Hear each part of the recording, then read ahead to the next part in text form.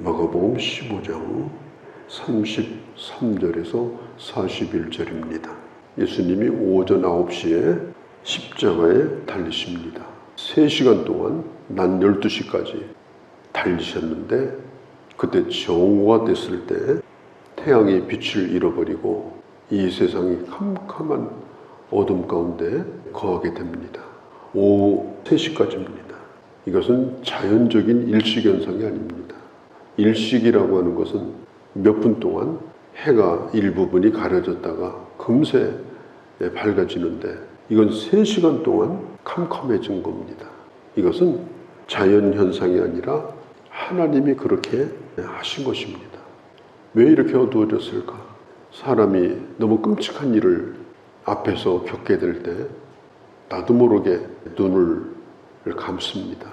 왜냐하면 너무 보는 것이 힘들기 때문에. 아마 하나님의 마음이 그러하지 않았는가.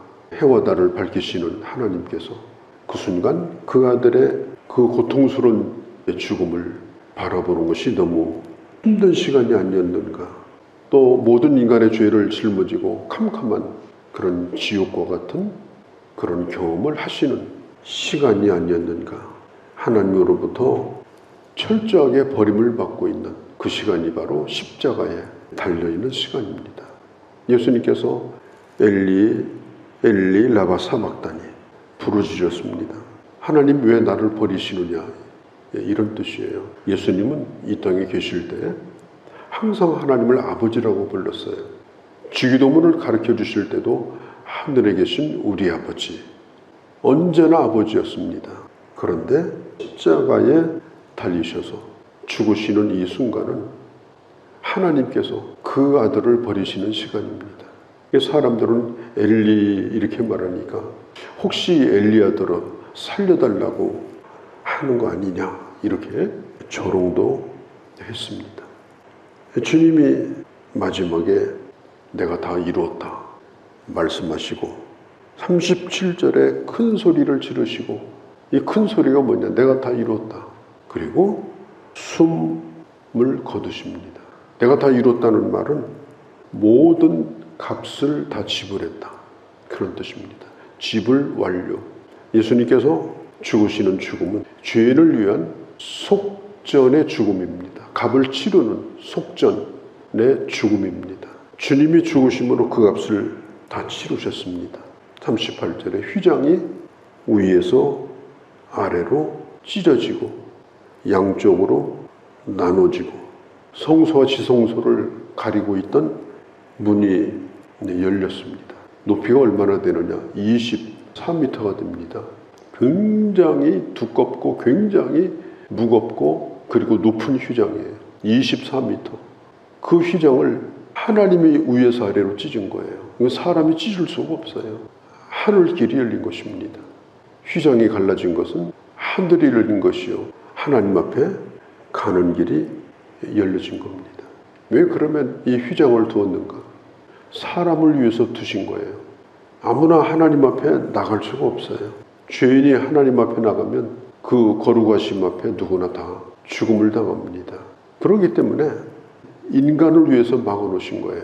그런데 이제는 그 하나님의 임재가 함께하고 있는 그 지성소에 인간이 나갈 수 있는 길이 열렸습니다. 로마서 3장 13절에 모든 사람이 죄를 범하였음에 하나님의 영광에 이르지 못하였더니, 하나님의 영광이 뭐예요? 하나님의 임재, 하나님의 거룩하심. 거기에 누구든지 가까이 갈 수가 없는 거예요. 모든 사람이 죄를 범하였음에 그 하나님의 영광에 이르지 못하였습니다. 왜? 죽음이에요. 그런데 히브리서 10장 19절 20절에 보면 이 구절은 유명한 구절입니다. 형제들아, 우리가 예수의 피를 힘입어 성소에 들어갈 담력을 얻었나니 그 길은, 하나님 앞에 나갈 수 있는 그 길은 휘장 가운데 열어놓으신 새롭고 산 길이다. 그 휘장은 곧 그의 육체니라. 하나님이 예수 그리스도의 고난을 통해서 휘장을 위에서부터 아래로 찢어주시고 그 예수 그리스도를 의지하여 하나님 앞에 나갈 수 있는 길을 열어놓으신 거예요. 그게 바로 십자가예요. 세상의 종교는 그 휘장을 인간이 땅에서부터 찢으려고 하는 몸부림입니다. 어떻게 하든지 하나님을 만나겠다고 땅에서 노력을 다하죠. 별별 종교를 다 만들어내죠. 그러나 그것은 노력은 할 수 있지만 그건 그 어떤 것도 다 무효가 됩니다. 하나님 앞에 나갈 수 있는 길이 없는 거예요. 히브리서 10장의 말씀 뭐라고 그래요? 새롭고 산 길이다. 하나님께서 열어놓으신 새로운 길이에요. 그리고 그 길은 영원히 사는 생명의 길입니다.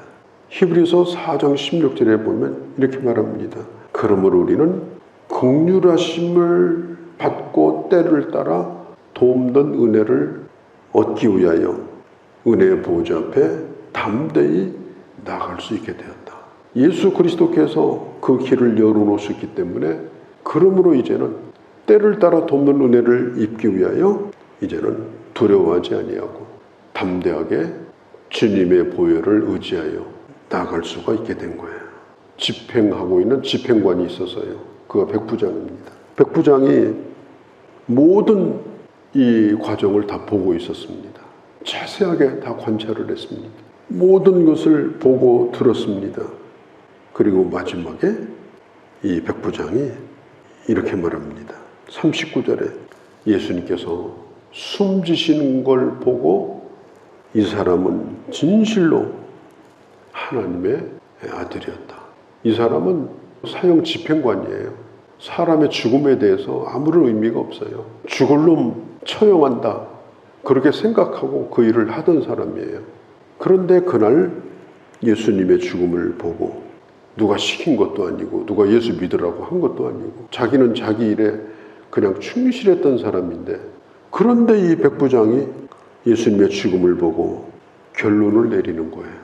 이분은 죄인의 죽음이 아니고 이분이 곧 하나님의 아들이다. 그가 처음부터 마음에 둔 생각이 아니고 십자가를 바라보면서 내린 결론이에요.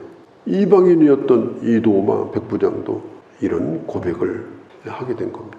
자, 예수님이 이제 운명하셨어요. 성경에 보면은 40절에 멀리서 바라보는 여자들도 있었는데 막달라 마리아, 또 작은 야고보와 요새의 어머니 마리아, 또 살로메가 있었다. 그 모든 광경을 멀리서 보고 있었던 여인들은 예수님께서 41절에 갈릴리에 계실 때부터 예수님을 따르며 제자들을 섬기면서 재정적으로 도움을 주고 예수님의 12제자에 속하진 않았지만 예수님의 모든 사역을 도와주었던 후원자들입니다. 이분들이 귀한 예수님의 제자들이에요.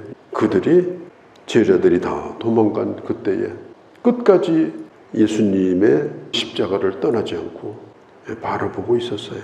예수님이 오후 3시에 운명하셔요. 오전 9시에 십자가에 달리셔서 6시간 동안 달려 계시다가 오후 3시에 운명하십니다. 그날이 6월절이 시작되는 예비일이에요. 해가 지면은 바로 6월절이에요. 오후 6시로 잡는다 하더라도 이제 3시간밖에 안 남았어요. 만일 그 안에 이 장사를 지내지 못한다면 이 시신이 다 끌려 내려가지고 어디인가 버려지든지 아니면 십자가에 매달린 채 그냥 있든지 지금 그런 상황이 되었습니다. 제자들도 다 도망갔고 힘없는 여인들만 그걸 보고 있는데 성경은 말합니다. 당돌하게 용기를 내서 빌라도를 찾아간 한 사람이 있었어요. 그가 누구냐? 공회원이고 부자였던 아리마대 사람 요셉입니다. 그를 가리켜 아리마대 요셉이라고 불러요. 빌라도에게 찾아가서 내가 공회원인데 예수의 시신을 우리에게 넘겨달라. 그렇게 요청을 하게 되어집니다. 누가복음 23장 51절에 보면 이 공회가 예수님을 죽이는 일을 결정할 때 아리마대 요셉은 거기에 가담하지 아니하였다. 이렇게 나와 있어요. 그는 하나님의 나라를 기다리는 경건한 사람이었고 그는 예수님의 제자지만 겉으로 드러내지 않고 있었던 사람이에요. 자기가 믿고 있던 그 예수께서 십자가에 허무하게 달려 죽는 걸 보면서 아리마대 요셉은 상당히 당황했을 겁니다. 제자들도 다 도망갔습니다. 자기의 모든 것을 걸고 죽은 예수의 시신을 내어달라고 요청을 한 것입니다. 장사할 사람이 없습니다. 자기가 아니면 빌라도에게 누구도 지금 나설 수가 없어요. 공회에서 이게 시작된 일이기 때문에 이 요셉이 공회원으로서 이런 일을 한다는 것은 자기 모든 신분, 명예 이런 것들을 다 내놓고서 하는 일입니다. 대단히 위험한 일이에요. 그래서 당돌하다 이렇게 말하는 겁니다. 내가 그동안에는 숨어서 주님 따랐는데 이 순간까지도 내가 숨는다면 제자도 사람도 아니다. 아마 이런 생각을 했을 겁니다. 이 시간에는 나라도 나서야 된다. 아무도 나설 적 없다면 내가 나서야 된다. 그런 결정을 그가 한 것 같아요. 빌라도에게 허락을 받고 백부장에게 그 죽음을 확인시킵니다. 빌라도가 죽었는지 확인해라. 그래서 옆구리를 창으로 찔렀어요. 죽은 예수님의 옆구리를 창으로 찔르니까 물과 피가 쏟아져 나왔습니다. 숨을 거두신 것을 확인하고 그 시신을 인도를 받았습니다. 그때 아리마대 요셉은 이제 향품과 시신을 싸는 세마포를 가지고 신속하게 이 장례 절차를 진행을 해요. 그런데 그때 놀랍게도 요한복음 19장에 보면은 39절에 뜻밖의 한 사람 또 등장을 해요. 그 사람도 숨겨진 제자예요. 그가 누구냐? 요한복음 3장에 밤중에 예수님을 찾아왔던 니고데모예요. 거기에 니고데모가 침향을 섞인 모략 100근을 가지고 와서 이건 방부제입니다. 이제 세마포로 시신을 쌀 때 바르는 약품과 같은 거예요. 그걸 가지고 와서 아리마대 요셉과 함께 장례를 치르게 됩니다. 거기에 베드로도 없었고 자리를 달라고 했던 야고보 요한도 없었습니다. 예수님의 시신이 어디에 있는지 그것을 확인한 41절에 여자들이 있었습니다. 그들이 아리마대 요셉의 무덤에 예수님의 시신을 둔 것을 확인을 해요.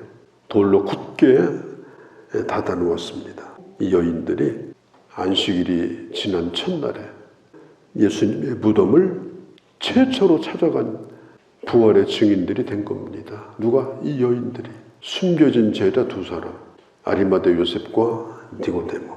그러나 이 순간만은 그들은 예수님의 제자였습니다.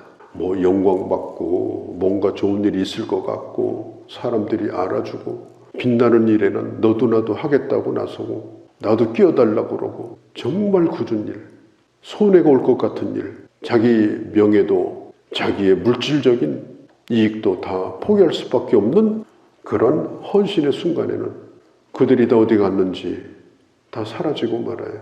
그리고 뜻하지 않았던 사람들이 헌신을 해요. 뜻하지 않았던 사람들이 헌신을 하고 물질을 드리고 시간을 드리고 하나님의 일이 이루어지는 걸 오늘도 많이 봅니다. 난 어떤 제자로 살겠는가? 그리스도의 제자임을 부끄러워하지 아니하고 끝까지 숨은 자가 되지 않고 예수님을 드러내는 그런 제자. 오늘 그런 숨겨진 자들이 많이 일어나서 하나님의 역사를 이루어야 될 때가 되지 않았는가? 이런 생각도 해보게 되어집니다. 위에서 아래로 장을 찢으시고 하나님 앞에 나갈 길을 열어놓으신 하나님 앞에 감사하죠. 우리는 그런 은혜를 받고 기도하고 그런 은혜를 받고 때를 따라 돕는 은혜를 입기 위하여 주님 앞에 나와 있는 자들입니다. 이 은혜에 감사하면서 주님을 온전히 따라가는 주님의 참 제자들이 되어주시기를 바랍니다. 거룩하신 우리 아버지, 오늘 주의 말씀을 들었습니다. 숨어서 예수 믿는 자가 아니라 결정적인 때에 내가 예수의 제자요, 당돌하게 용기 있게 주님을 위해서 헌신하는 자들이 뜻밖에 나타나서 하나님의 놀라운 일을 이룰 수 있는 그런 역사를 아버지 보여주시고 우리도 또한 그런 사람으로 살게 하여 주시옵소서. 우리 주 예수님의 이름으로 기도하옵나이다. 아멘.